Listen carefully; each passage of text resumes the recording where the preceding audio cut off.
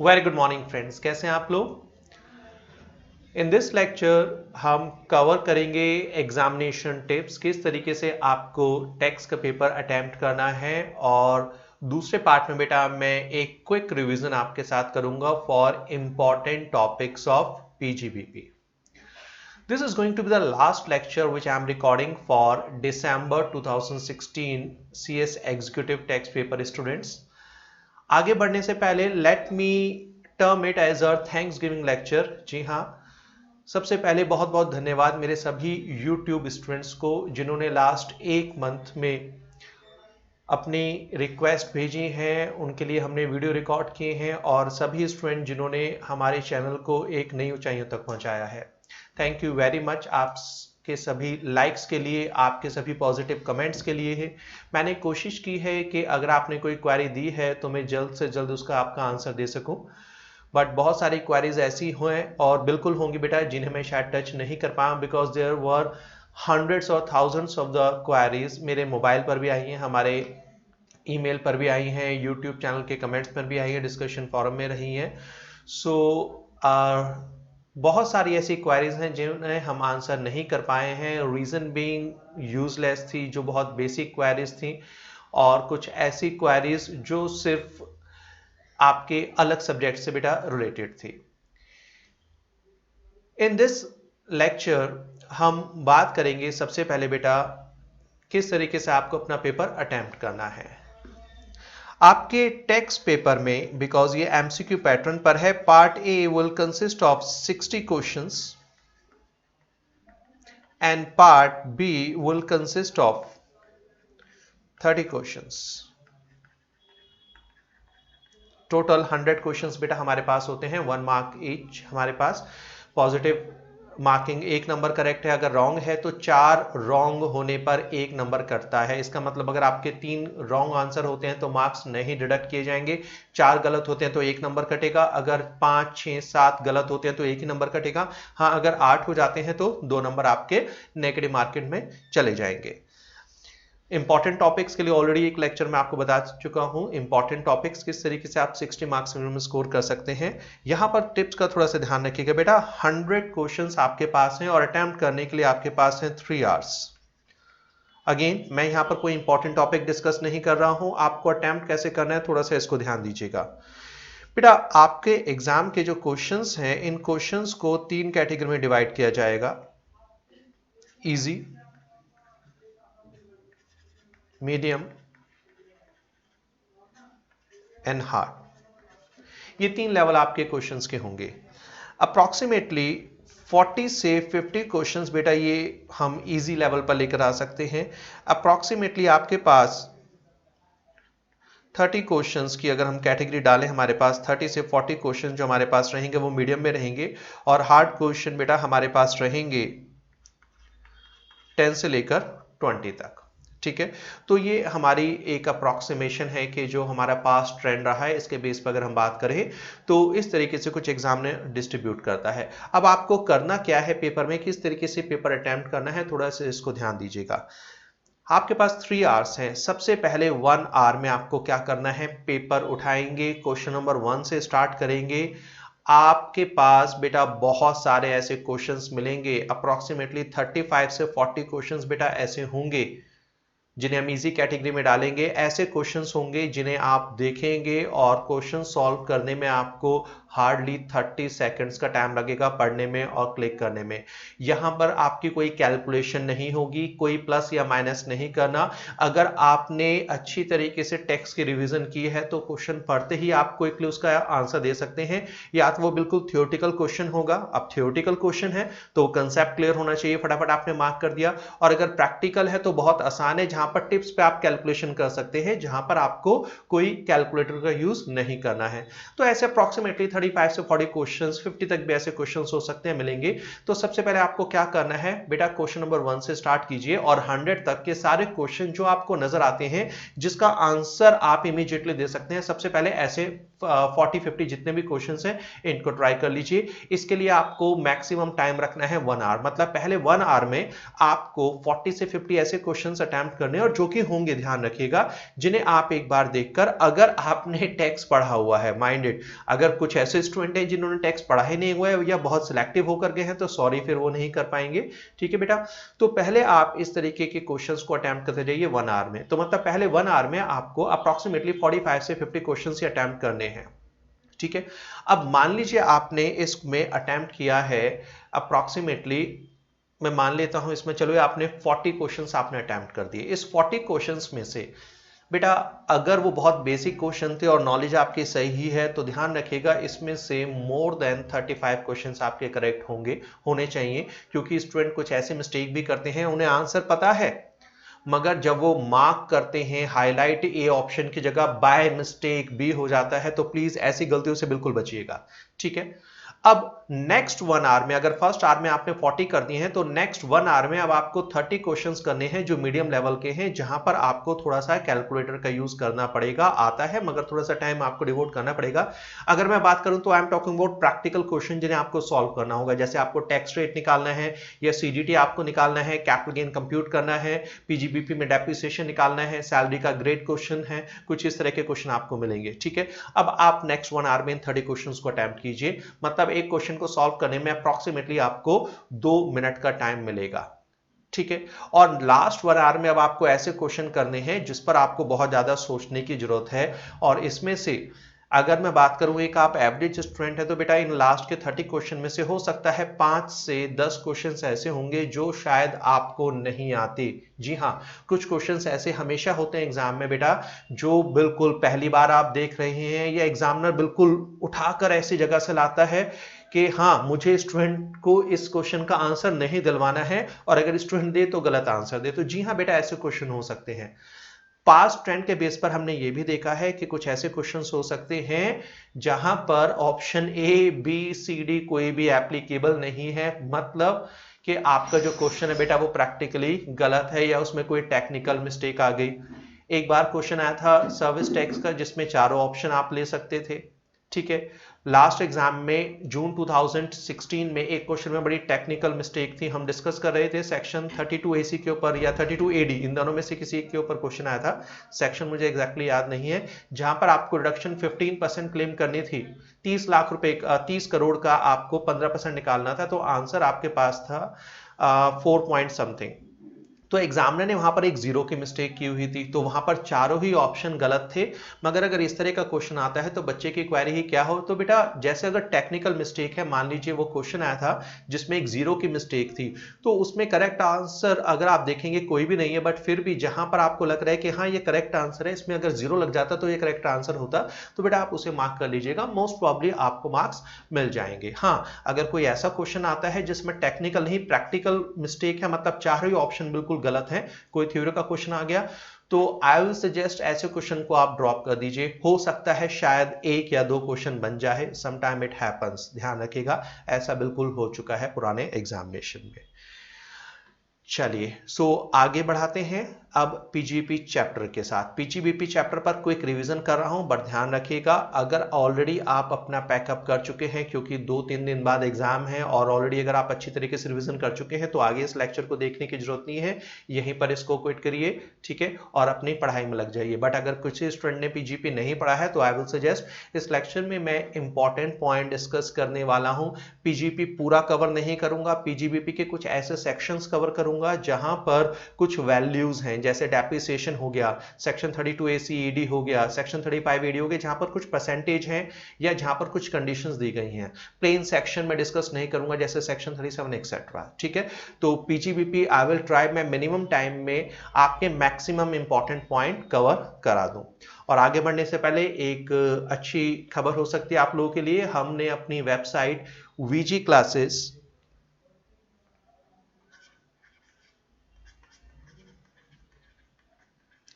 .com बेटा launch की है। दिसंबर स्टूडेंट के लिए इसमें कोई भी बेनिफिट अवेलेबल नहीं होगा क्योंकि अभी वेबसाइट पर काम चल रहा है, मगर जून स्टूडेंट के लिए इसमें free lectures as well as paid lectures दोनों अवेलेबल होंगे। एमसीक्यूज आप करना चाहते हैं, नोट्स आप डाउनलोड करना चाहते हैं, सो जनवरी ऑनवर्ड सीएस एग्जीक्यूटिव स्टूडेंट के लिए इस वेबसाइट से आप मटेरियल डाउनलोड कर सकते हैं। फ्री ऑफ कॉस्ट भी अवेलेबल होंगे, कुछ लेक्चर्स फ्री ऑफ कॉस्ट भी आप देख पाएंगे और अगर प्रीमियम लेक्चर्स हैं तो वो पेड बेसिस पर आप सब्सक्राइब कर सकते हैं। तो चलिए स्टार्ट करते हैं क्विक रिवीजन ऑफ पीजीबीपी। चलिए सबसे इंपॉर्टेंट टॉपिक हमें पता है डेप्रिसिएशन होता है, सेक्शन 32 डेप्रिसिएशन। सेक्शन 32 में बेटा डेप्रिसिएशन लगता है दो तरह के एसेट पर। एसेट हमारे पास होती है टेंजिबल और इंटेंजिबल। टेंजिबल एसेट की तीन फर्दर कैटेगरी होती है, building, plant and machinery and furniture. और इंटेंजिबल एसेट के एग्जांपल है know how, patent, copyright etcetera. Depreciation बेटा चार्ज किए जाते हैं on return on value of block of asset eight prescribe percentage. WDV हमेशा क्लोजिंग निकालनी होती है जिस पर डेप्रिसिएशन लगाना है। कैसे निकालते हैं? Opening WDV plus purchase minus sale equal to closing WDV। पहले प्लस करते हैं हमेशा, उसके बाद माइनस करते हैं। ब्लॉक ऑफ एसेट का मतलब क्या होता है? जहां पर सेम नेचर ऑफ एसेट को लिया जाता है जिस पर सेम रेट ऑफ डेप्रिसिएशन होता है। रेट ऑफ डेप्रिसिएशन की बात करें, इसको ध्यान से करके जाएगा, क्वेश्चन के ऊपर बन जाते हैं। बेटा बिल्डिंग पर एट प्रेजेंट तीन रेट है, 5%, 10% और 100%। बिजनेस में रेजिडेंशियल बिल्डिंग है तो 5%, जनरल रेट होता है 10% और अगर टेम्परेरी स्ट्रक्चर है तो 100%। अगर कुछ नहीं लिखा ठीक है तो बेटा 10% का डिफॉल्ट रेट लेकर चलते हैं। फर्नीचर पर सिंगल रेट होता है 10%। प्लांट एंड मशीनरी पर डेप्रिसिएशन का जो डिफॉल्ट रेट है, जनरल रेट है बेटा ये है 15%, याद रखिएगा। अगर कुछ नेचर नहीं दिया गया तो 15% लगेगा। रिन्यूएबल एनर्जी डिवाइसेस जैसे विंड मिल्स आपके पास हो गए, सोलर एनर्जी डिवाइसेस हैं बेटा, इनके ऊपर डेप्रिसिएशन का रेट बहुत हाई है 80%। मोटर कार पर डेप्रिसिएशन का रेट है 15%। बट अगर मोटर कार बसेस अगर किराए पर चलाई जा रही हैं या इसका बिजनेस है, जैसे ओला हो गया ठीक है, यहां पर जो या ओला हो गया, उबर हो गया, यहां पर टैक्सीज को किराए पर चलाया जाता है, कैब्स, इन पर डेप्रिसिएशन का रेट 30%। बुक्स, इसको जरूर करके जाएगा, इंपॉर्टेंट पॉइंट होता है बेटा हमारे पास बुक्स पर जो डेप्रिसिएशन का रेट होता है, अगर एक प्रोफेशनल बुक्स यूज कर रहा है, अगर बुक है एनुअल पब्लिकेशन मतलब ऐसी बुक जो हर साल चेंज हो जाती है जैसे इनकम टैक्स एक्ट, इस पर डेप्रिसिएशन का रेट है 100%। और अदर बुक्स जो एनुअल पब्लिकेशन नहीं है इन पर होगा 60%। अगर लाइब्रेरी में बुक्स यूज की जा रही हैं तो डेप्रिसिएशन का रेट है 100%। एरोप्लेन्स पर 40% होता है। एयर पॉल्यूशन इक्विपमेंट्स, इसको ध्यान से करेगा, 100% है, अकेला है जिस पर 100% होता है। पॉल्यूशन इक्विपमेंट, चाहे वो एयर पॉल्यूशन है, वाटर पॉल्यूशन इक्विपमेंट्स है, कोई भी पॉल्यूशन कंट्रोल इक्विपमेंट है, 100% डेप्रिसिएशन। कंप्यूटर्स पर 60% और शिप्स पर 20%। जब प्लांट एंड मशीनरी का स्पेसिफिक नेचर नहीं दिया तो केवल 15% का बेटा डेप्रिसिएशन लगता है। इंटेंजिबल एसेट पर सिंगल रेट होता है, कितना होता है? 25%। और कंसेप्ट आपको याद होगा, अगर आपने न्यू एसेट करंट ईयर में परचेज किया और करंट ईयर में पुट टू यूज की है फॉर लेस देन 180 डेज, जी हां ये वाला पॉइंट, लेस देन 180 डेज, तो बेटा इस पर डेप्रिसिएशन का रेट होता है 50% ऑफ ओरिजिनल डेप्रिसिएशन रेट। ठीक है, तो मान लीजिए यहां पर आपने एक एसेट 1/116 में परचेज की है, पुट टू यूज की है। आपने मान लीजिए कोई प्लांट परचेज किया है जिसकी वैल्यू है 10 लाख रुपया, तो इस पर बेटा जो डेप्रिसिएशन लगना चाहिए वो 15% नहीं लगेगा, इस पर केवल 7.5% लगेगा। तो प्रैक्टिकल कवर नहीं कर रहा हूं मैं, केवल और केवल यहां पर आपको एक क्विक रिवीजन दे रहा हूं। I will try. डेप्रिसिएशन के लिए मैं एक लेक्चर अपलोड आपके लिए बिल्कुल कर दूं, हमारे पास अवेलेबल है, तो most probably I will try मैं अपलोड करवा दूंगा जिसमें डेप्रिसिएशन की कैलकुलेशन करके दिखाया गया है। अगर टाइम अवेलेबल है तभी उसको देखिएगा। एडिशनल डेप्रिसिएशन इसके ऊपर अमेंडमेंट है तो बहुत ध्यान से करके जाएगा। पहली बात तो एडिशनल डेप्रिसिएशन बेटा लगता है केवल प्लांट एंड मशीनरी पर, और ये प्लांट एंड मशीनरी न्यू होना चाहिए, मतलब यूज नहीं होना चाहिए। एडिशनल डेप्रिसिएशन शिप्स पर नहीं लगता, एयरक्राफ्ट पर नहीं लगता, पहले ही मना कर दिया गया है। एक क्वेश्चन बन सकता है एडिशनल डेप्रिसिएशन किन किन एसेट्स पर नहीं मिलता है, या एडिशनल डेप्रिसिएशन किन किन एसेट्स पर मिलता है, इस तरह का क्वेश्चन जरूर आ सकता है। Acquired and installed by an SSC engaged in business of manufacture और प्रोडक्शन, याद रखिएगा एडिशनल डेप्रिसिएशन केवल मैन्युफैक्चरर को मिलता है। एडिशनल डेप्रिसिएशन बेटा ट्रेडर को नहीं मिलता या सर्विस प्रोवाइडर को नहीं मिलता। एडिशनल डेप्रिसिएशन का रेट होता है 20% ऑफ एक्चुअल कॉस्ट और ये फर्स्ट ईयर में मिलता है, सब्सिक्वेंट ईयर में नहीं मिलता। वन टाइम होता है किसी एसेट पर एडिशनल डेप्रिसिएशन। मगर कुछ ऐसे एसेट है जिनके ऊपर एडिशनल डेप्रिसिएशन नहीं मिलेगा, जैसे यूज्ड मशीनरी, ऑलरेडी ऊपर बता दिया था। कोई भी प्लांट एंड मशीनरी जो ऑफिस प्रीमाइसेस में या फिर रेजिडेंशियल एकोमोडेशन में लगाई गई हैं। तो मान लीजिए अगर कोई प्लांट, जैसे एसी भी प्लांट होता है, ठीक है, तो एसी अगर इंस्टॉल किया जा रहा है ऑफिस में या रेजिडेंशियल यूनिट में, तब उसके ऊपर एडिशनल डेप्रिसिएशन नहीं मिलेगा। अच्छा, ऑफिस अप्लायंसेस पर एडिशनल डेप्रिसिएशन नहीं मिलता, रोड ट्रांसपोर्ट व्हीकल पर एडिशनल डेप्रिसिएशन नहीं मिलता। तो अगर फैक्ट्री में एक ट्रक खड़ा हुआ है जिसे आप यूज करते हैं कस्टमर के गोडाउन तक सामान पहुंचाने के लिए, तो ये रोड ट्रांसपोर्ट व्हीकल है, इनके ऊपर एडिशनल डेप्रिसिएशन नहीं मिलेगा। अच्छा, कुछ स्टूडेंट की क्वेरी होती है कि सर फैक्ट्री के अंदर छोटे छोटे व्हीकल्स यूज किए जाते हैं जिसमें सामान एक से दूसरी जगह पहुंचाया जाता है फैक्ट्री के अंदर, क्योंकि फैक्ट्री बहुत बड़ी होती है, तो बेटा वो रोड ट्रांसपोर्ट व्हीकल की कैटेगरी में नहीं आते, and these are eligible for additional depreciation. Point number 4, बेटा कोई भी ऐसी प्लांट एंड मशीनरी जिस पर डेप्रिसिएशन का रेट 100% है, या कोई भी ऐसी प्लांट एंड मशीनरी जिस पर 100% डिडक्शन एक ही साल में मिल रही है, इसके ऊपर भी आप एडिशनल डेप्रिसिएशन क्लेम नहीं कर सकते। However, now this is amendment और इसको बहुत ध्यान से करके जाइएगा। Where an SSE set up an undertaking or enterprise for manufacture or production of any article or thing on or after 1st day of April 2015 in any notified backward area in a state of, अगर एक नई factory 1 अप्रैल 2015 या उसके बाद लगाई गई है 4 state के नोटिफाइड एरिया, ये स्टेट याद करके जाइएगा, आंध्र प्रदेश, बिहार, तेलंगाना एंड वेस्ट बंगाल। अगर इन 4 स्टेट के नोटिफाइड बैकवर्ड एरिया में कोई नई फैक्ट्री लगाई गई है, तो बेटा इस पर जो नई प्लांट एंड मशीनरी आप इंस्टॉल कर रहे हैं, इस पर डेप्रिसिएशन का जो रेट रहेगा, एडिशनल डेप्रिसिएशन का रेट, वो 20% नहीं रहेगा, वो 20% से बढ़कर 35% हो जाएगा। तो एडिशनल डेप्रिसिएशन का रेट 20%। अगर नया प्लांट एंड मशीनरी, एक नई फैक्ट्री जो 1 अप्रैल 2015 उसके बाद स्टार्ट की जा रही है, आंध्र प्रदेश, बिहार, तेलंगाना, वेस्ट बंगाल के नोटिफाइड बैकवर्ड एरिया, तो एडिशनल डेप्रिसिएशन 20 की जगह 35% हो जाएगा। ठीक है, एंड डोंट फॉरगेट, ये बहुत इंपॉर्टेंट है एडिशनल डेप्रिसिएशन के लिए बेटा, अभी बताया था, जनरली अगर आपने new asset put to use less than 180 days की है करंट ईयर में, तो एडिशनल नॉर्मल डेप्रिसिएशन का रेट आधा हो जाता है। सेम कंसेप्ट एप्लीकेबल है एडिशनल डेप्रिसिएशन में। अगर आपने न्यू प्लांट एंड मशीनरी 180 दिन से कम यूज की है, तो एडिशनल डेप्रिसिएशन का रेट भी आधा हो जाएगा, मतलब 20 की जगह 10 हो जाएगा, 35 की जगह 17.5 हो जाएगा। मगर इसमें एक और अमेंडमेंट है, क्या है? नॉर्मल डेप्रिसिएशन में तो हम आधा डेप्रिसिएशन क्लेम करते हैं और आधा डेप्रिसिएशन भूल जाते हैं, मगर एडिशनल डेप्रिसिएशन में एक अमेंडमेंट आ गई है कि अगर आपने new asset put to use less than 180 days की है और आधा डेप्रिसिएशन एडिशनल डेप्रिसिएशन क्लेम कर रहे हैं, तो बचा हुआ आधा एडिशनल डेप्रिसिएशन बेटा आप नेक्स्ट ईयर क्लेम कर सकते हैं, ध्यान रखिएगा। Where an asset is acquired by SSE during the previous year and is put to use for the purpose of business for a period less than 180 days in that previous year, then deduction of 50% of additional depreciation is allowed in previous year and balance 50% shall be allowed in immediately succeeding previous year in respect of such asset। ठीक है, तो आधा depreciation अभी मिलेगा additional और आधा next year आप claim कर सकते हैं। एमसीक्यू के लिए इसके ऊपर क्वेश्चन बनने के चांसेस थोड़े से कम है दिसंबर एग्जाम के लिए, जून के लिए इसके ऊपर बन सकता है श्योरली। चलिए नेक्स्ट क्वेश्चन, लास्ट एग्जाम में इसके ऊपर क्वेश्चन बना था और वही क्वेश्चन था, या आई गॉट इट बेटा, जिसके ऊपर एग्जामिनर ने मिस्टेक की थी, आंसर मैच नहीं कर रहे थे, 1 0 का फर्क था। Additional deduction section 32AC, additional deduction section 32AC में मिलती है, किसे मिलती है? केवल कंपनी में। याद रखिएगा सेक्शन 32AC की डिडक्शन केवल कंपनी को मिलती है। कंपनी मैन्युफैक्चरिंग होनी चाहिए, मतलब ट्रेडिंग कंपनी नहीं होनी चाहिए, फैक्ट्री लगानी है कंपनी को। इन्वेस्टमेंट नए प्लांट एंड मशीनरी पर कितना होना चाहिए? More than 25 crore.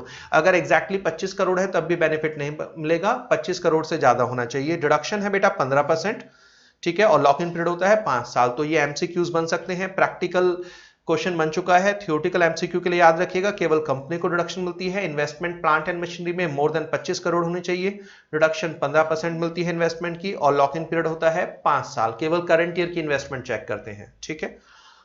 सिर्फ रिवीजन है इसलिए प्रैक्टिकल क्वेश्चन नहीं करा रहा हूं, आपने ऑलरेडी ये पढ़ा हुआ होगा। चलिए नेक्स्ट, ये नया सेक्शन है जो फाइनेंस एक्ट 2015 ने बेटा इंट्रोड्यूस किया था।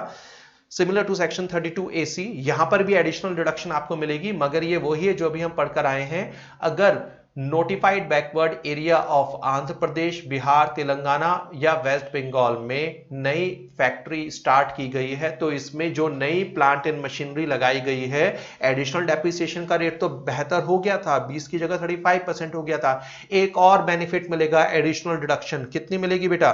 15%। अच्छा, एक चीज याद रखिएगा, section 32 AC and section 32 AD, section 32 AC और AD में जो मेन डिफरेंस है, सेक्शन 32 AC कंपनी को मिलता है, AD सबको मिलता है। 32 AC में इन्वेस्टमेंट कम से कम मोर देन 25 करोड़ होनी चाहिए, 32 AD में ऐसी कोई लिमिट नहीं है। अगर 1 लाख की प्लांट एंड मशीनरी है उसके ऊपर भी आप डिडक्शन क्लेम कर सकते हैं।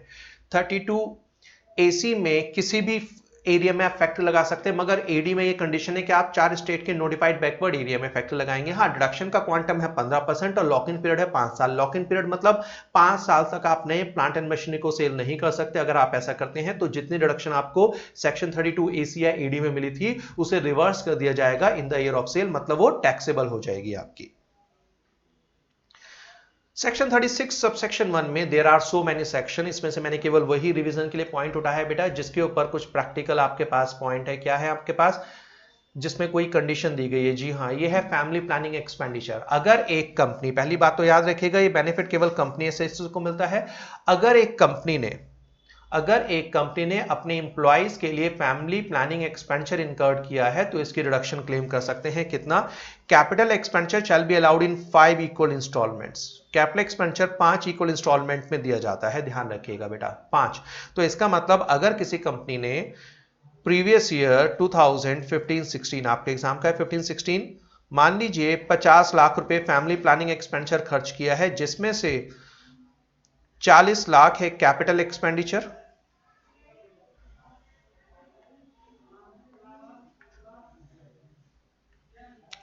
बेटा 40 लाख है कैपिटल एक्सपेंडिचर और 10 लाख रुपए है रेवेन्यू एक्सपेंसेस। तो रेवेन्यू एक्सपेंसेस तो 100% अलाउड हो जाएगा इन सेम ईयर, पूरा का पूरा ही अलाउड हो जाएगा। मगर जो कैपिटल एक्सपेंडिचर है बेटा ये 5 साल में इक्वली डिवाइड करना है, मतलब आपको 5 से डिवाइड करना है। तो इस साल जो रिडक्शन मिलेगी वो केवल 8 लाख रुपए की मिलेगी। तो प्रीवियस ईयर में खर्चा किया है 50 लाख, मगर रिडक्शन मिलेगी 8 लाख प्लस 10 लाख, मतलब कुल मिलाकर 18 लाख रुपए। तो इसके ऊपर थ्योरेटिकल और प्रैक्टिकल MCQ बन सकता है। ठीक है, next section 33AB tea coffee rubber development account. Question बन सकता है इसके ऊपर क्योंकि परसेंटेज दी गई है, प्रैक्टिकल बन सकता है इसके ऊपर। अगर कोई बिजनेस में, अगर कोई व्यक्ति इंगेज्ड है tea coffee rubber development, tea coffee और रबर के ग्रोइंग एंड मैन्युफैक्चरिंग में, मतलब खुद ग्रो करता है खुद मैन्युफैक्चर करता है। ठीक है, तो सेक्शन 33AB कहता है बिजनेस का कुछ प्रॉफिट अगर आपने नाबार्ड में जमा करा दिया है तो आप उसके ऊपर डिडक्शन क्लेम कर सकते हैं up to 40% of PGBP।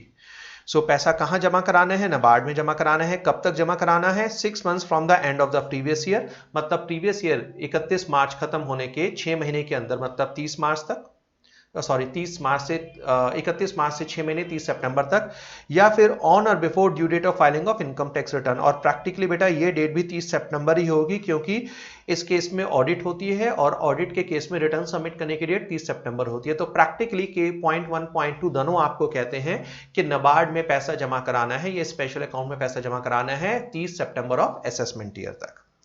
Deduction का क्वांटम कितना होगा? डिडक्शन का क्वांटम होता है अमाउंट डिपॉजिटेड और 40% of profit of such business computed under the head PGP whichever is less. मतलब अगर आपका प्रॉफिट है 10 लाख और आपने जमा कराया 3,50,000 तो बेटा डिडक्शन 3,50,000 मिलेगी। अगर आपने जमा कराया है 4,50,000 तो ध्यान रखिएगा जमा करा दिया 4,50,000 मगर डिडक्शन मैक्सिमम कितनी है? 40%। तो 10 लाख का 40% मतलब 4 लाख। तो इस केस में पूरी 3.5 लाख रुपए डिडक्शन मिलेगी, मगर इस केस में केवल 4 लाख रुपए की डिडक्शन आप क्लेम कर सकते हैं।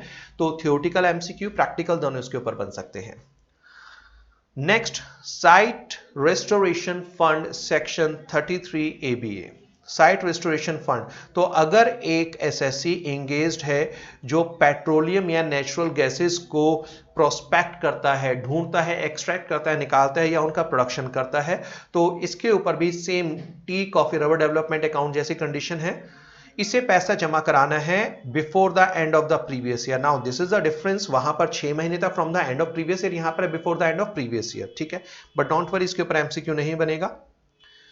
क्वांटम ऑफ डिडक्शन कितना है, यहां पर बेटा डिडक्शन होता है 20%। तो याद रखिएगा section 33 AB tea coffee double development account में 40% of PGP deduction maximum claim कर सकते हैं। साइट रेस्टोरेशन फंड में मैक्सिमम 20% ऑफ पीजीपी आप डिडक्शन क्लेम कर सकते हैं।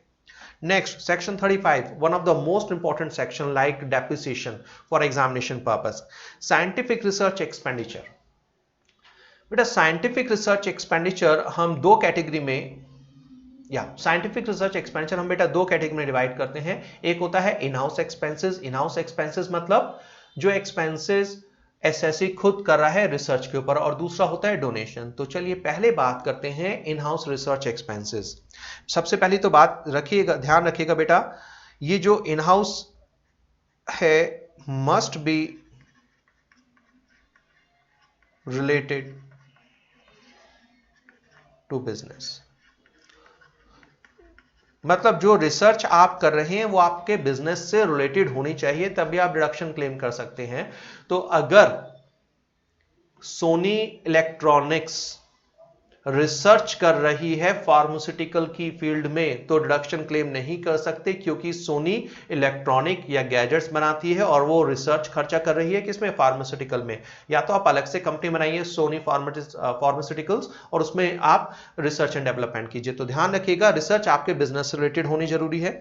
डिडक्शन मिलती है बेटा रेवेन्यू एक्सपेंडिचर के लिए, तो जितना रेवेन्यू एक्सपेंडिचर है वो 100% अलाउड होता है। फर्दर अगर बिजनेस शुरू करने के पिछले 3 साल के अंदर आपने रेवेन्यू एक्सपेंडिचर किया है साइंटिफिक रिसर्च में, और इसका नाम क्या क्या होगा, केवल salary to research staff and material used, ठीक है, तो उससे आप डिडक्शन क्लेम कर सकते हैं first year, that is year of commencement में। सो दोबारा सुनिएगा, करंट ईयर के रेवेन्यू एक्सपेंसेस 100% होते हैं। Whatever be the revenue expenses 100% deduction मिलेगी।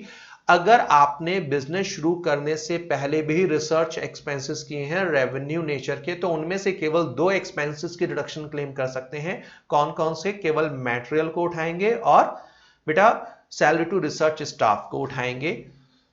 मैक्सिमम 3 साल के एक्सपेंसेस लेने हैं, और इन 3 साल के एक्सपेंसेस की इकट्ठी डिडक्शन आपको मिलेगी in the first year of business, that is जिसमें बिजनेस को कमेंस किया गया है, ठीक है।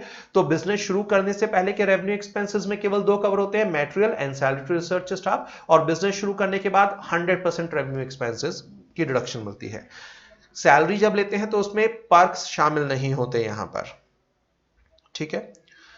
कैपिटल एक्सपेंडिचर आपके अलाउड होते हैं 100% रिसर्च के लिए, मगर इसमें लैंड की डिडक्शन नहीं मिलेगी। मतलब जो लैंड परचेज किया है उस पर डिडक्शन क्लेम नहीं कर सकते। तो मान लीजिए एक बिल्डिंग बनाने के लिए, साइंटिफिक रिसर्च के लिए आपने एक बिल्डिंग बनानी है, और बिल्डिंग बनाने के लिए पहले लैंड परचेज किया, 5 लाख का लैंड परचेज किया, 10 लाख की बिल्डिंग बनाई है, तो 15 लाख का खर्चा हुआ, तो केवल 10 लाख रुपए पर आप डिडक्शन क्लेम कर सकते हैं। 5 लाख जो लैंड की कॉस्ट है डिडक्शन क्लेम नहीं कर सकते साइंटिफिक रिसर्च में, ठीक है।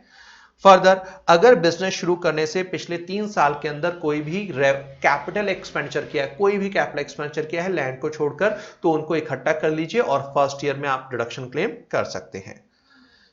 इंपॉर्टेंट वन, अगर ये बिजनेस एक कंपनी रन कर रही है तो डिडक्शन का क्वांटम बेटा डबल हो जाता है 200%। मतलब अच्छा लैंड और बिल्डिंग को छोड़कर, तो याद रखिएगा कंपनी के केस में लैंड पर डिडक्शन मिलती है निल, बिल्डिंग पर जो बेटा डिडक्शन मिलेगी वो मिलेगी 100%, अदर कैपिटल एक्सपेंसेस पर डिडक्शन मिलेगी 200%। तो अगर एक कंपनी ने रिसर्च के लिए प्लांट एंड मशीनरी परचेज किए तो डिडक्शन 200% मिलेगी। एंड ऑल रेवेन्यू एक्सपेंसेस बेटा इस पर भी डिडक्शन का क्वांटम 200% होता है, ठीक है। तो अगर company in house research expenses कर रही है तो ये आपके सामने है डिडक्शन के रेट, और अगर कोई individual that is non company proprietorship partnership firm कर रही है तो 100% की डिडक्शन मिलती है। डोनेशन फॉर रिसर्च, अगर डोनेशन, अच्छा यहां पर ध्यान दीजिएगा, मे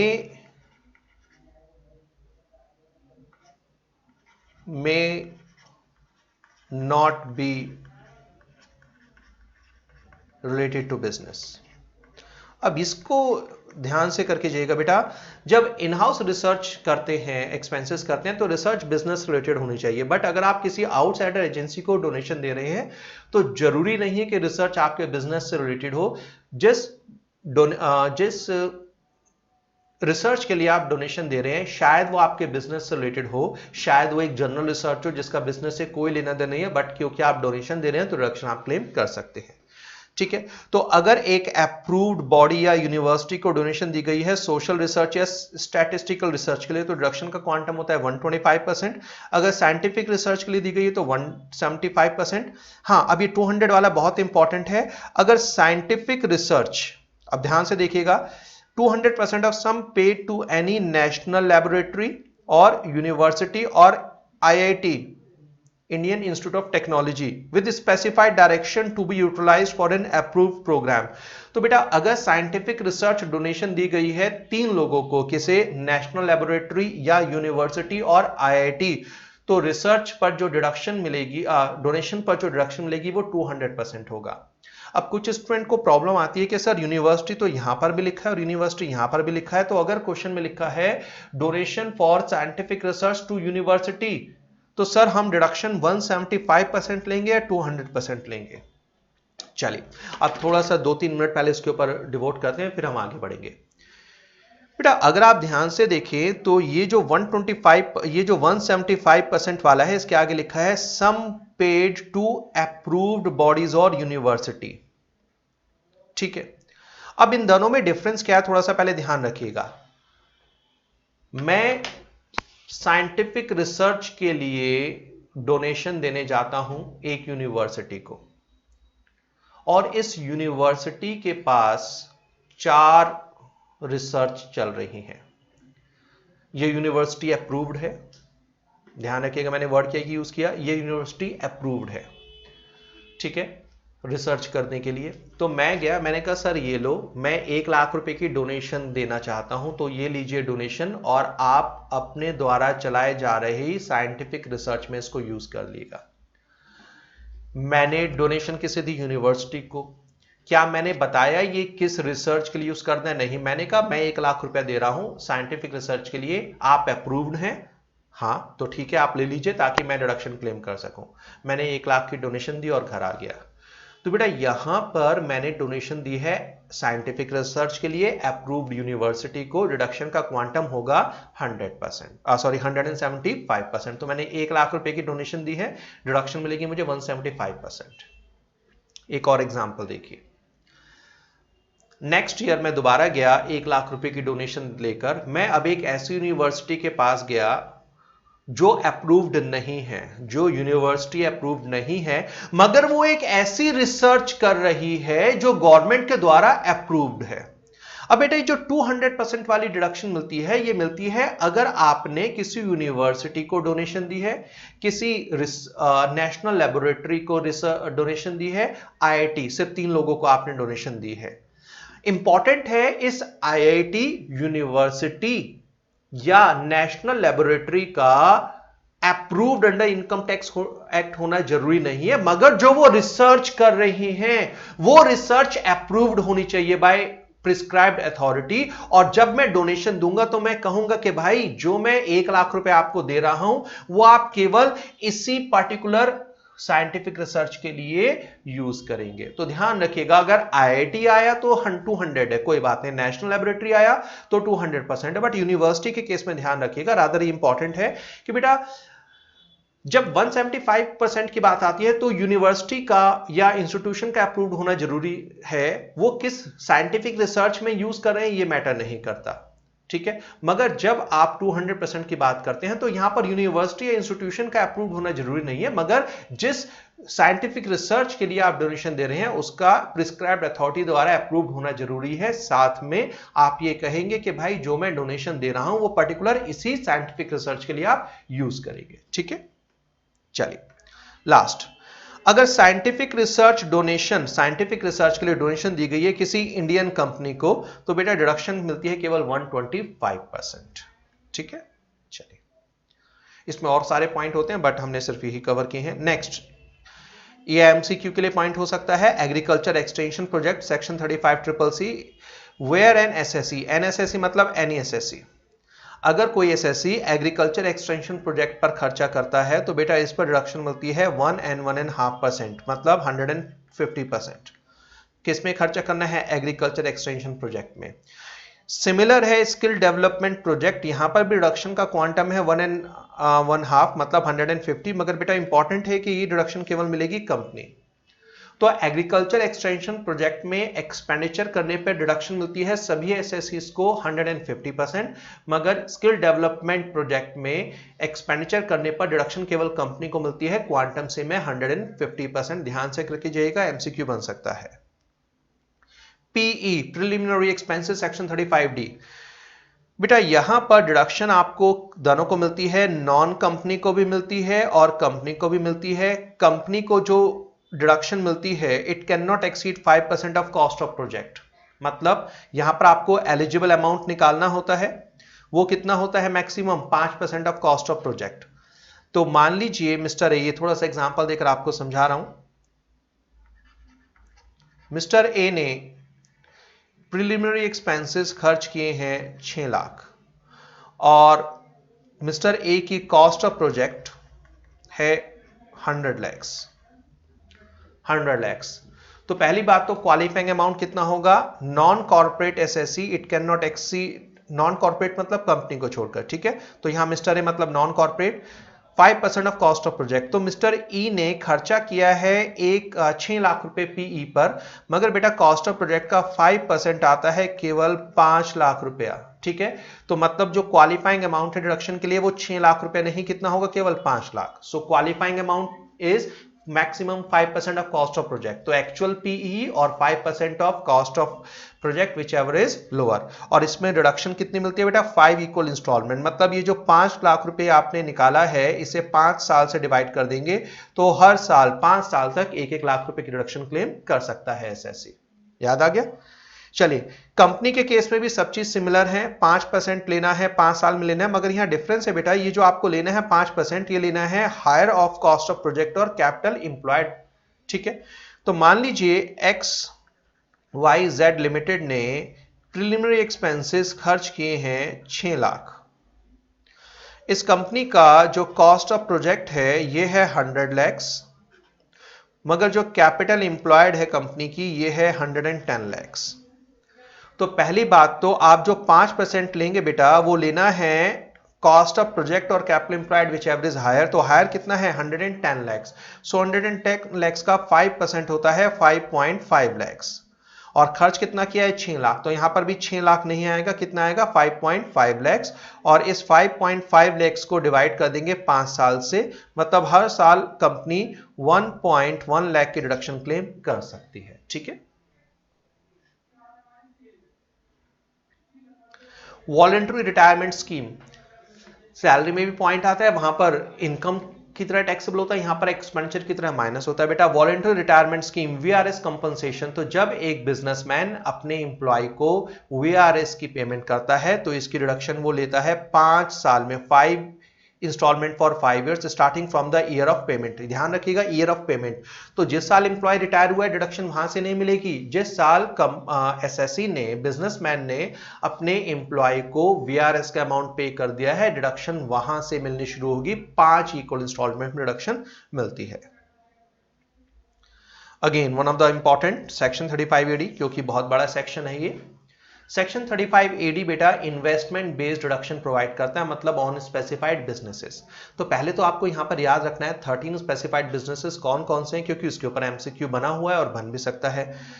बिजनेसेस कौन से हैं बेटा? Cold chain, warehousing facility for storing of agriculture produce, cross country pipeline, hotel मगर कम से कम 2 स्टार होना चाहिए, हॉस्पिटल जिसमें कम से कम 100 बेड्स फॉर पेशेंट्स होने चाहिए।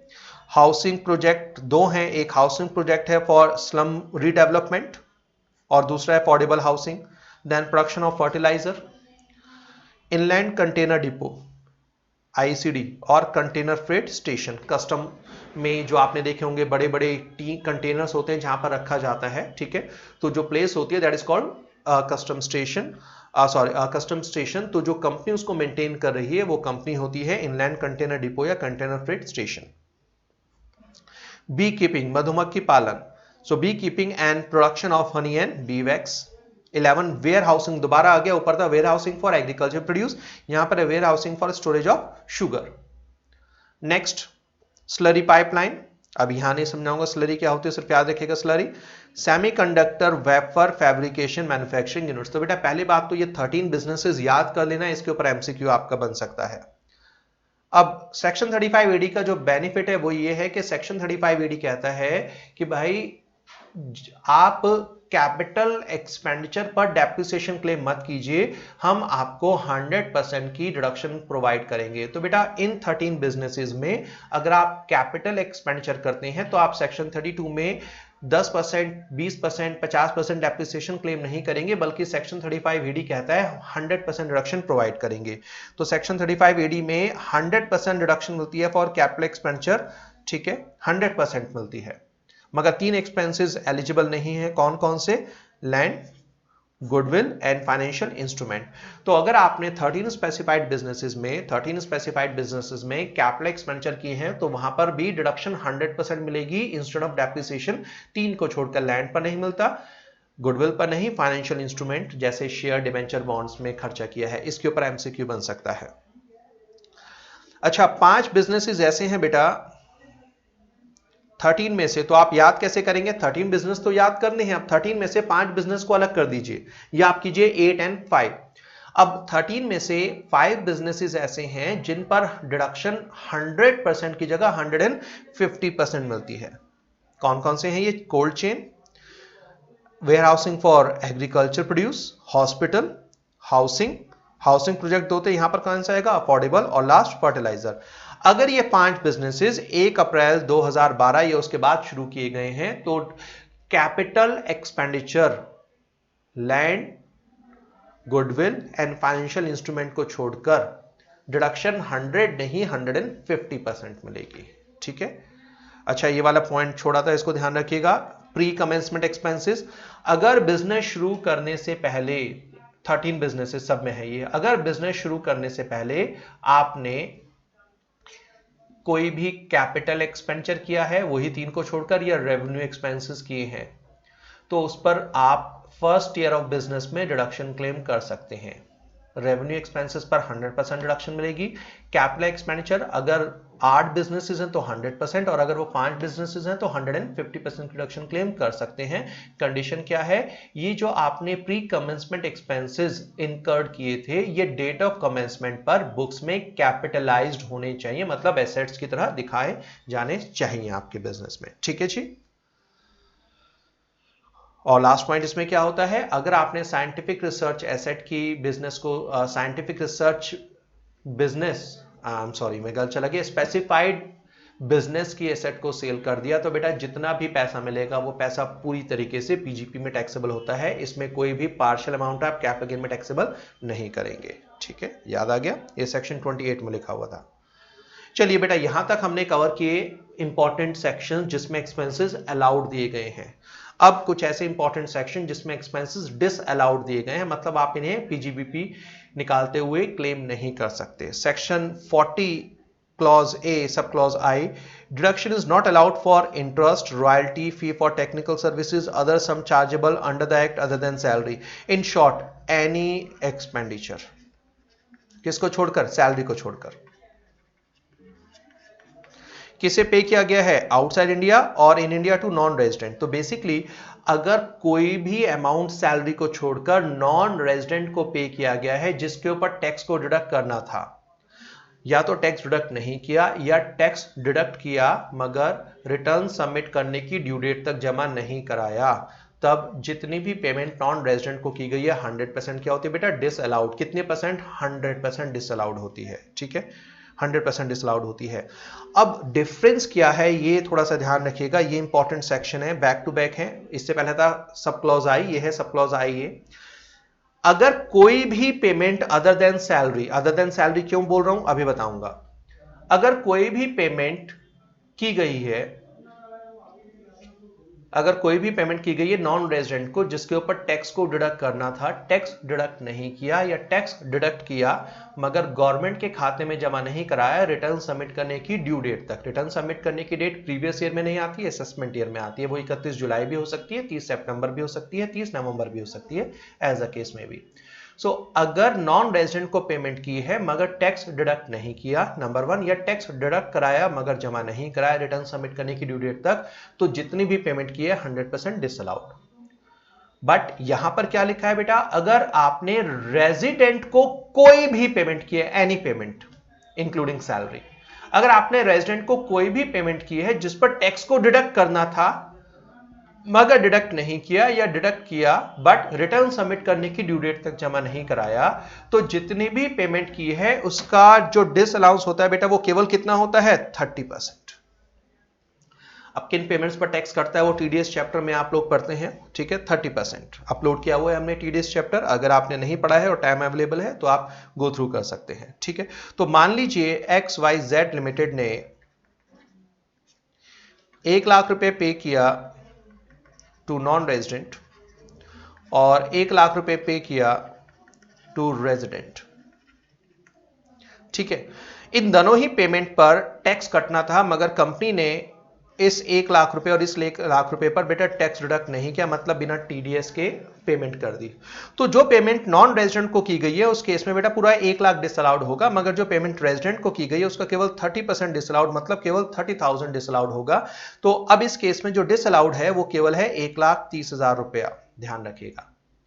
अच्छा, एक स्टूडेंट की क्वेरी आई थी एग्जामिनेशन रिलेटेड कि सर ये लास्ट एग्जाम में क्वेश्चन बना हुआ है, ध्यान रखिएगा, जून में क्वेश्चन बना था इसके ऊपर। बेटा एग्जामिनर हमेशा आपसे करंट असेसमेंट ईयर की बात करता है। यस, कुछ ऐसे प्रोविजन है कि अगर आप इसे नेक्स्ट ईयर पे कर देते हैं तो आप नेक्स्ट डिडक्शन क्लेम कर सकते हैं, मगर एग्जामिनर आपसे ये कहता है, ध्यान रखिएगा आपको बेटा जो पेपर सॉल्व करना है वो असेसमेंट ईयर 16-17 के अकॉर्डिंगली करना है। नेक्स्ट ईयर क्या होगा हमें उससे कोई फर्क नहीं पड़ता, तो आपको केवल ये बताना है कि आपके रेलेवेंट असेसमेंट ईयर में इसका क्या ट्रीटमेंट होगा। तो रेलेवेंट प्रीवियस ईयर के हिसाब से अगर हम देखें, पे किया गया है 1 lakh to non resident without TDS, पूरा disallowed, 1 lakh to resident without TDS, केवल 30% डिसअलाउड, तो टोटल डिसअलाउंस होगा बेटा 1,30,000 रुपीज, ठीक है। चलिए, अच्छा सैलरी का इसलिए था, अगर नॉन रेजिडेंट को सैलरी पे की गई है विदाउट टीडीएस तो बेटा यहां पर अगर टैक्स डिडक्ट नहीं किया गया या टैक्स डिडक्ट किया मगर गवर्नमेंट को टाइम से जमा नहीं कराया, यहां पर टाइम से जमा कराने का मतलब है जिस टाइम पर टीडीएस जमा कराना होता है एज पर टीडीएस चैप्टर, और टीडीएस चैप्टर के अकॉर्डिंगली टीडीएस जमा कराना होता है अगले महीने की 7 तारीख तक, ठीक है। और जो मार्च का होता है वो 30 अप्रैल तक।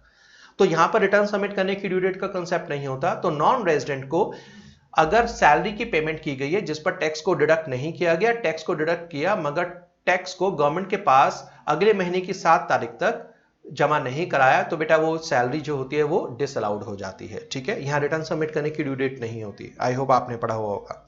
अच्छा, 3 पॉइंट ये क्योंकि आ गए हैं तो कर लेते हैं, रादर कोई इसमें पॉइंट्स परसेंटेज नहीं है। 3 और एक्सपेंसेस डिसअलाउड होते हैं सेक्शन 40 क्लॉज ए में। अगर वेल्थ टैक्स पे किया तो डिसअलाउड होता है, इनकम टैक्स पे किया तो डिसअलाउड होता है, और अगर इंप्लॉयर ने इंप्लॉय की नॉन मॉनेटरी सैलरी पर, नॉन मॉनेटरी पर्क्स पर कोई टैक्स पे किया तो ये भी डिसअलाउड होता है। नेक्स्ट, एग्जाम में इसके ऊपर फ्रीक्वेंटली क्वेश्चन बने हुए हैं। Payment in cash basically other than account पे चेक और अकाउंट पे बैंक ड्राफ्ट। गवर्नमेंट ने लिमिट, अब तो डीमोनेटाइजेशन में तो पैसे निकालने की भी लिमिट है।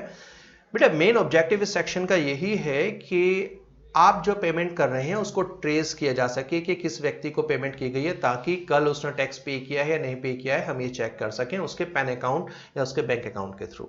सो ये सेक्शन 40A सबसेक्शन 3 कहता है कि अगर कोई पेमेंट एक दिन में एक व्यक्ति को करनी है 20,000 से ज्यादा, तो वो तभी अलाउड होगी अगर आपने अकाउंट पे चेक या अकाउंट पे बैंक ड्राफ्ट से की है। इसका मतलब अगर आपने किसी व्यक्ति को कैश में पेमेंट की है 20,000 से ज्यादा, तो वो पेमेंट क्या हो जाएगी, पूरी तरीके से डिसअलाउड। तो मतलब 20,000 से ज्यादा की पेमेंट करना चाहते हैं तो तभी अलाउड होगी अगर वो अकाउंट पे चेक या अकाउंट पे बैंक ड्राफ्ट से है। अगर आप 20,000 तक की पेमेंट करना चाहते हैं तो आप किसी भी मोड से कीजिए, अलाउड हो जाएगी। तो याद रखिएगा, अगर एक दिन में एक व्यक्ति को एक एक्सपेंडिचर के लिए पेमेंट की जा रही है, एक पेमेंट या एक से ज्यादा की जा रही है, तो उनका एग्रीगेट अगर 20,000 को क्रॉस करता है तो वो तभी अलाउड होती हैं अगर अकाउंट पे चेक या अकाउंट पे बैंक ड्राफ्ट के थ्रू दी गई है। अगर कैश में पेमेंट दी गई है तो बेटा वो डिसअलाउड होगा। अच्छा, यहां पर एक रूल होता है 6DD। होपफुली जब आपने पीजीपी पूरा पढ़ा होगा तो वो लिस्ट पढ़ी होगी, यहां पर मैं उसको नहीं करा रहा हूं। Credit card, debit card, online transfer, इनसे आप बेटा मोर देन 20,000 पेमेंट कर सकते हैं, कोई लिमिट नहीं है। तो बेसिकली अगर आपने कैश में पेमेंट की है, ठीक है, 20,000 से ज्यादा तो पेमेंट क्या हो जाती है, डिसअलाउड। हां, अगर आप ट्रांसपोर्ट कंपनी को पेमेंट कर रही हैं तो एक दिन में 35,000 तक की पेमेंट आप इन कैश कर सकते हैं, ठीक है।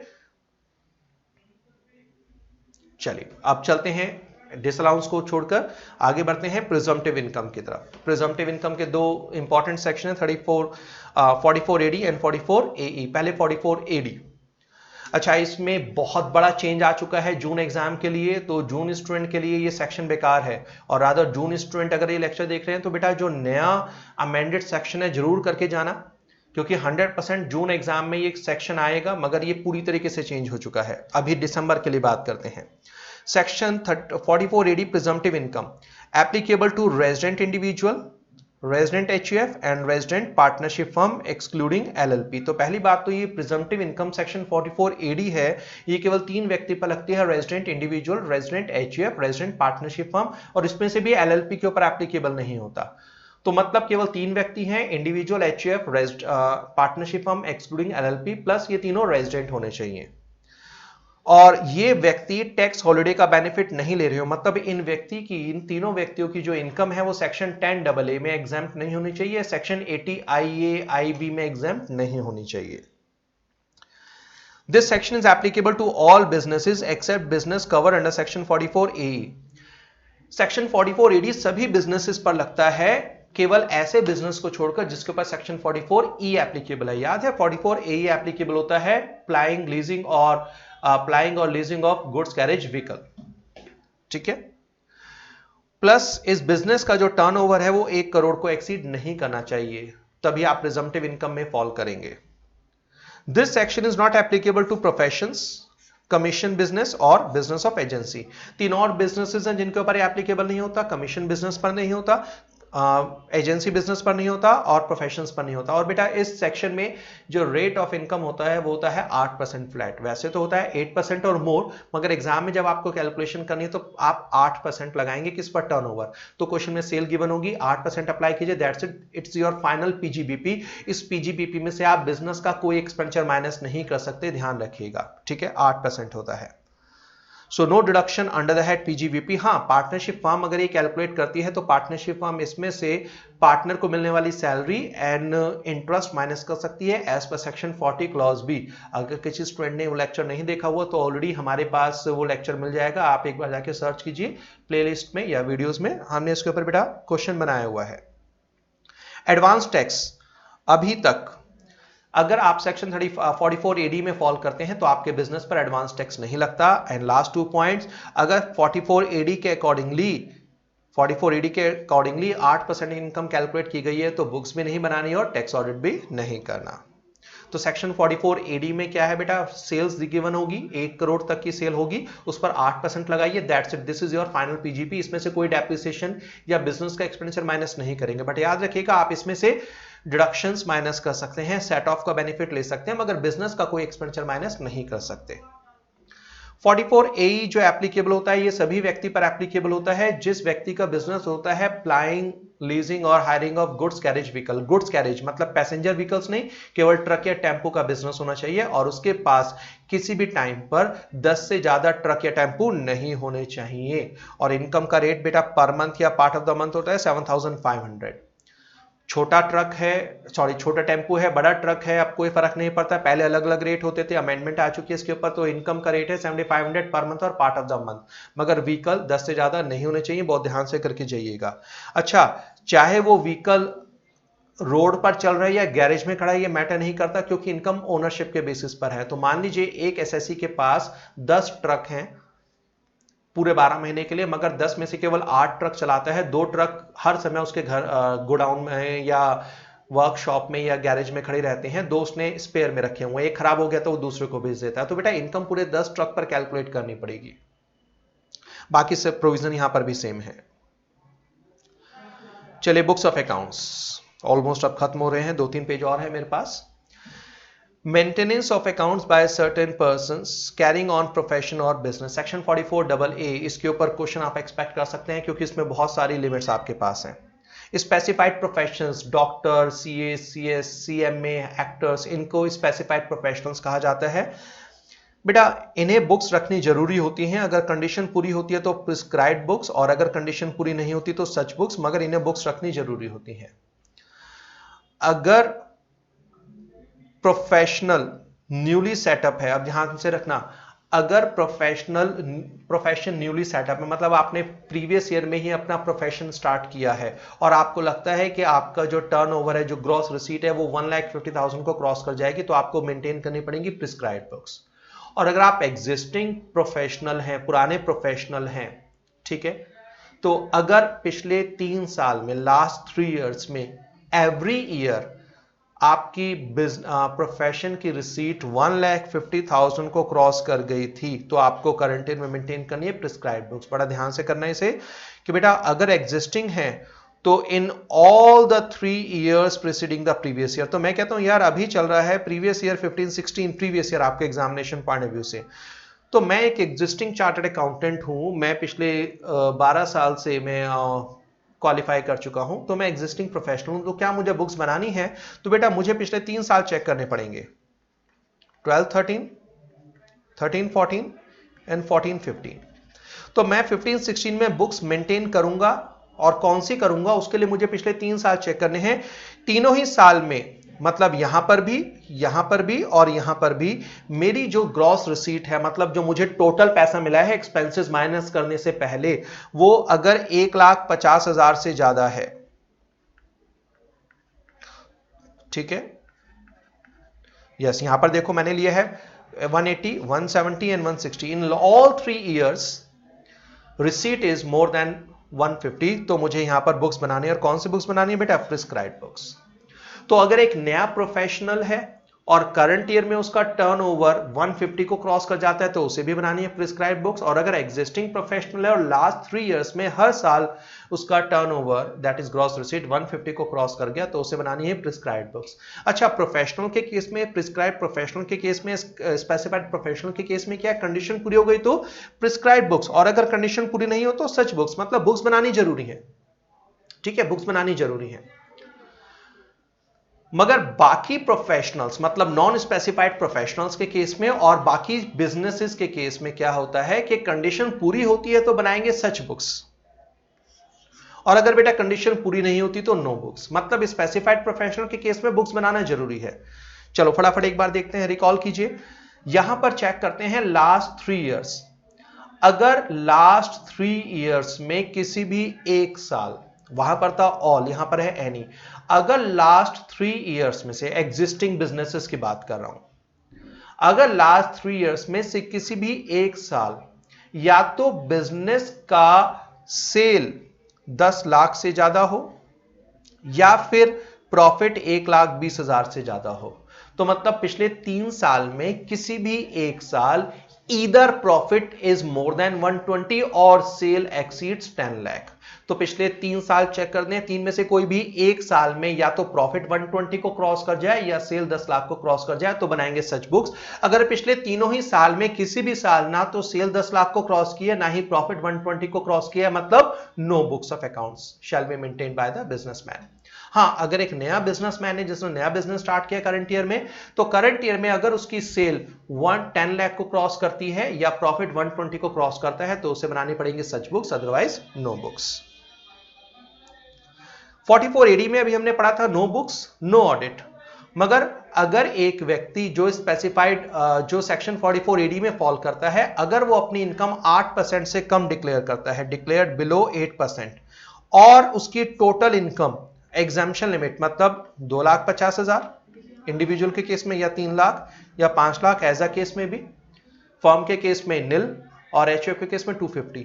तो अगर मान लीजिए एक इंडिविजुअल है जिसकी एज है 45 इयर्स, वो स्पेसिफाइड बिजनेस रन कर रहा है, सॉरी वो सेक्शन 44AD में कवर होता है।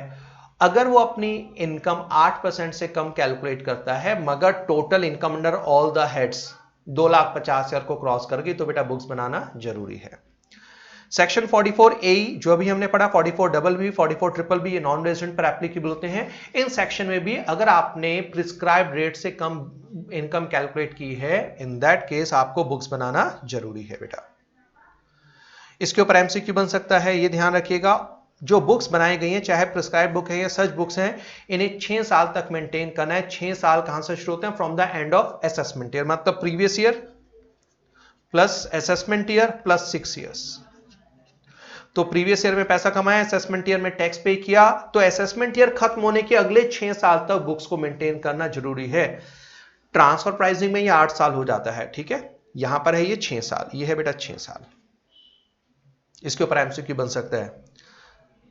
चलिए नाउ या इट्स अ लास्ट पॉइंट, इसके ऊपर एमसीक्यू बन सकते हैं क्योंकि लिमिट है। ऑडिट बुक्स में स्पेसिफाइड नॉन स्पेसिफाइड अलग अलग है, यहां पर सिंपल है बिजनेस एंड प्रोफेशन। बिजनेस के केस में अगर करंट ईयर का सेल 1 करोड़ को एक्सीड कर जाता है तो टैक्स ऑडिट करानी जरूरी है, और अगर प्रोफेशन के केस में प्रोफेशनल की रिसीट 25 लाख को क्रॉस कर जाती है तो बेटा टैक्स ऑडिट कराना मस्ट है, जरूरी है।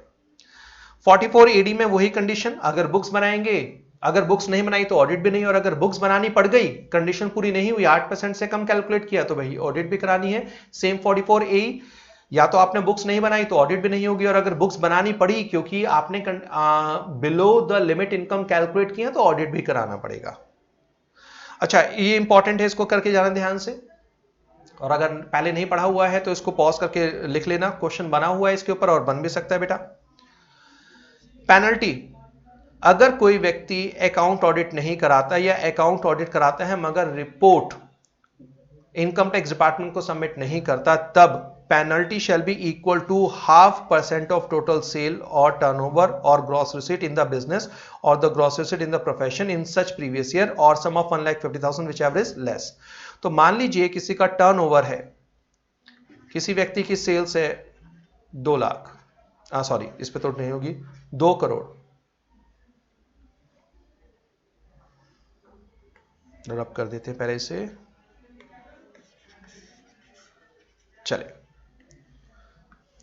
मान लीजिए XYZ लिमिटेड की सेल से 2 करोड़, मगर XYZ लिमिटेड ने ऑडिट नहीं कराई थी, उसके ऊपर इनकम टैक्स एक्ट में कितनी पेनल्टी लगेगी देखिएगा, 2 करोड़ का आधा परसेंट 0.5%, 2 करोड़ का 10% हुआ 20 लाख, 1% हुआ 2 लाख, तो बेटा ये कितना आएगा? केवल 1 लाख। तो पेनल्टी कितनी लगेगी? पेनल्टी लगेगी 1 लाख, क्योंकि मैक्सिमम पेनल्टी कितनी है? 150। मान लीजिए XYZ लिमिटेड की सेल 2 करोड़ रुपए ना होकर 4 करोड़ होती है। अब 4 करोड़ पर जब आप 5% निकालेंगे तो बेटा ये आ जाएगा 2 लाख, मगर मैक्सिमम पेनल्टी कितनी है? 1,50,000, फिर 2 लाख नहीं लगेगा, 1,50,000 रुपए की पेनल्टी बेटा लगेगी। तो मैक्सिमम पेनल्टी कितनी है? 1,50,000, और रेट कितना है? 0.5% ऑफ सेल्स और टर्नओवर और ग्रॉस रिसीट। चलिए, होपफुली ये लेक्चर आपके लिए यूजफुल रहा होगा। पूरा पीजीपी में रिवाइज नहीं करा पाया हूं, कोशिश की है जो इंपॉर्टेंट पॉइंट है बेटा उन्हें हम कवर कर दें। And once again all the best for your exams. जितने लेक्चर्स आप लोगों ने देखे हैं, जितने आपने अपने आप पढ़ाई की है, वो होपफुली यहाँ पर आपकी यूजफुल हो और आप बहुत अच्छे मार्क्स लेकर CS एग्जीक्यूटिव का एग्जाम इस अटेम्प्ट में क्लियर कर जाएं। All the best, take care.